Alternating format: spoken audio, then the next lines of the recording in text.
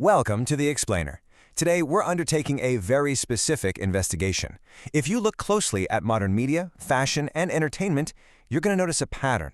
Dark, ancient, and honestly often transgressive symbols are flooding our screens and our culture. But we aren't here to entertain sensational conspiracy theories. Not at all.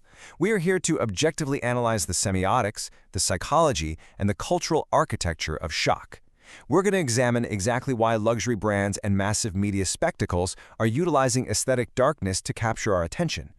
I want you to keep this central question in the back of your mind as we move through this explainer. Are these symbols appearing randomly, or does repetition itself reshape culture over time? Let's use that as our roadmap into the mystery. Okay, let's dive into this with a micro case study. Late 2022, the luxury fashion brand Balenciaga released two campaigns that caused a massive cultural uproar. One was a Christmas campaign featuring children holding plush teddy bear bags, but they were styled in what looked remarkably like BDSM leather gear. The second, their spring 2023 campaign, featured luxury bags resting on a messy desk. And if you zoomed in on the papers under those bags, you saw actual text from a Supreme Court decision regarding the Protect Act, which is a law dealing with child pornography. Now, if we clinically deconstruct this controversy, we can strip away the sensational mystique and see exactly how corporate accountability fractures when producing shock value luxury branding.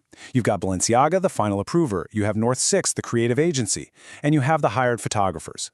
When the backlash hit, the blame was passed around this triangle like a hot potato. But the underlying reality is this: producing extreme, boundary-pushing imagery wasn't some unfortunate accident.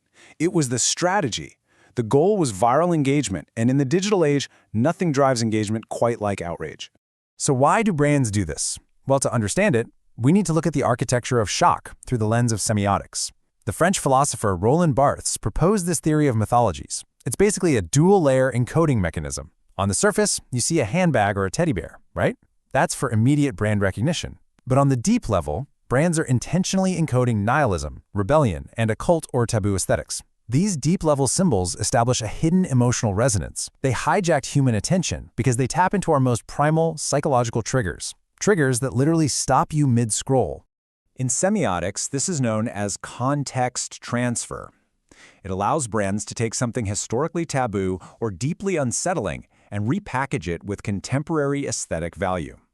By preserving the cultural essence of a transgressive symbol, but putting it in a high-fashion or formal context, brands generate an intense, cross-temporal transmission of meaning. Essentially, they turn ancient taboos into modern monetized engagement. Which naturally brings us right back to our central philosophical refrain. Are these symbols appearing randomly, or does repetition itself reshape culture over time?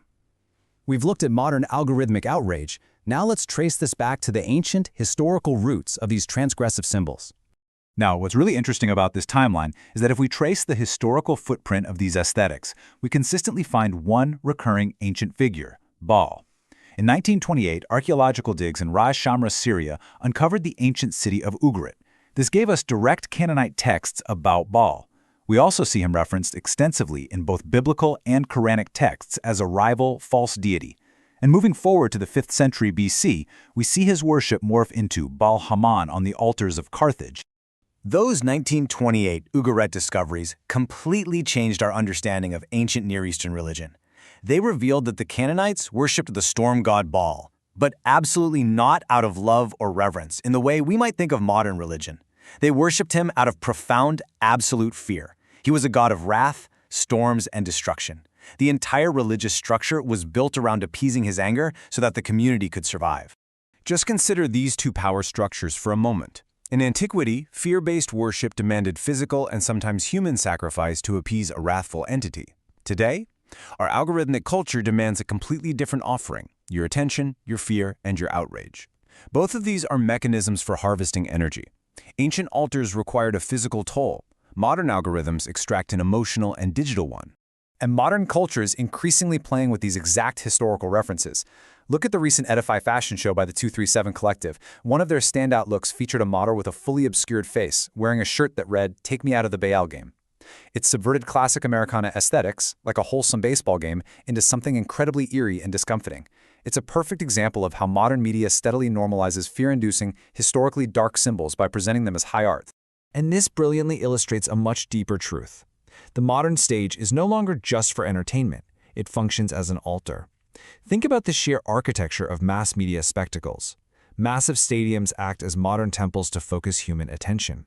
Red carpets symbolically mimic ancient blood paths of initiation. The extreme emotion elicited from the crowd, the screaming, the crying, the adrenaline, is the new offering. This is exactly what media analysts call kinetic energy harvesting. This has a very real psychological and biological effect on us. Repeated exposure to dark, shocking, or fear-inducing imagery literally alters our brain chemistry. Thrill-based entertainment and shock value marketing act as modern-day harvesting mechanisms for adrenaline and cortisol. In the entertainment industry, the scent of fear isn't a metaphor. It's an invisible currency. When you are shocked, you are fully engaged. When you are afraid, you cannot look away. So you might be wondering, how did a society that once rejected these dark concepts so readily invite them back in? Consider this quote from an analysis on modern cultural shifts. We have reached a point in our social evolution where personal choice without regard for objective truth is deemed the highest good. Just let that sink in for a moment. You see, when a culture moves into strict moral relativism, when the highest societal virtue is the concept of my truth, rather than any shared objective truth, it creates a massive cultural vacuum. From a psychological and even an objective spiritual perspective, history shows us that vacuums do not remain empty for long. The confusion of foundational values, especially among younger generations, removes the traditional barriers that once kept transgressive, ancient, and dark aesthetic forces at bay. This leaves us with a very clear, step-by-step psychological process for how the taboo becomes the norm.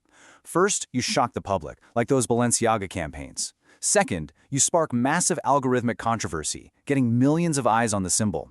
Third, through repeated exposure, you blur the moral lines, arguing it's just art or edgy fashion. And finally, you institutionalize the aesthetic. What was once horrifying simply becomes trendy.